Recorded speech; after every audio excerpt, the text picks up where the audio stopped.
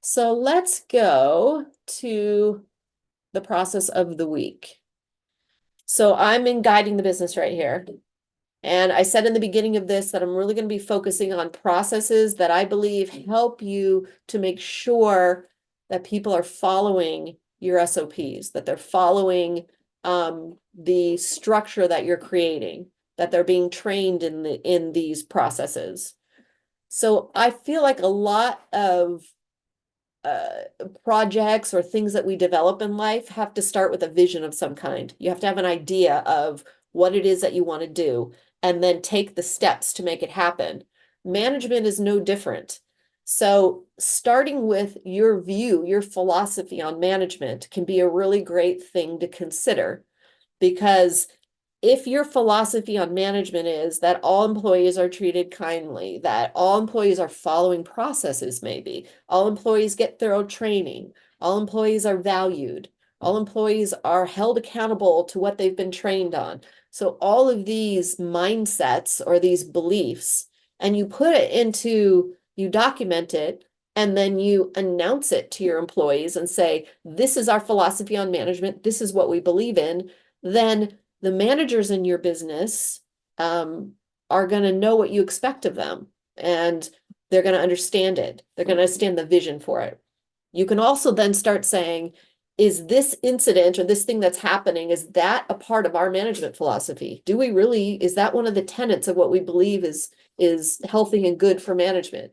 If it's not, then you know it has to be dealt with. If it is, then you congratulate it and say, wow, this is a wonderful thing that you're doing as a manager. Why this is so important is there's a new statistic out that said that I think 85% of the time employees quit because of bad management. So you spend all this great time and effort bringing your employees in, training them, um, paying them, and then one bad manager can ruin it all. And they leave and their vision of what their job was in your business is not what you want it to be.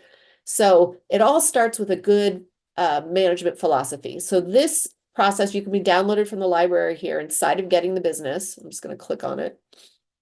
It has a work plan here on how to develop or how to build a management philosophy. There's just a simple step-by-step here. I don't have time to play this, but this is a cool little snippet of a Michael Gerber presentation.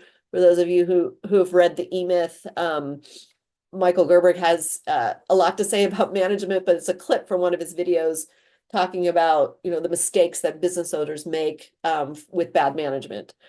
So here's a step-by-step. More importantly, there's some examples down here. Here's a document, the benefits of a good management philosophy. Sometimes you have to really understand the benefits before you're compelled to do it. So these are just some good ideas around why you should have one. And then there's some examples. So this actually comes from E-Myth, management philosophy, working guidelines. This one's what I would call probably long, more comprehensive. Here's a short and concise one. It can be as simple as this. Managers manage documented processes, not people. This is a fabulous tenet or a management philosophy. Your managers are there to manage the processes by which employees get results. They're not to manage the people. The people are difficult to deal with sometimes, but if you have a process to manage, you can help the employee to understand what work needs to be done and why without making it personal. Build trust and have integrity and demonstrate competence. So nobody can argue with any of this, but choose things that really, ring true for you. Get your managers in a room and sit and just have a brainstorming session about it. Get them all on the same page around what are the kind of managers that they want to be. How do they want employees to feel? If your managers all begin to manage the same way, or at least they have a shared vision of management, your employees are all going to feel that. They're all going to know, it doesn't matter what manager they're talking to, they're all coming from the same place. So download this process and play around with it. It doesn't have to be very complicated. You can come up with one sentence or phrase on a management philosophy. Then once you've done this, you can publish your completed management philosophy to the dashboard. So over here, I've got that right here. So it's been made a public process. And now this is truly a good public process, right? Because every employee needs to follow this. They need to be able to review it. It pertains to everybody who's being managed. So if I click on it, then I see just this one document, management philosophy. And any employee can come here. It can be assigned to an employee to follow. So I've added a little something extra to this just to kind of give you a sense of what's going to be coming in some of the upcoming technical trainings we're going to have, all related to this idea of how to get your employees to follow processes.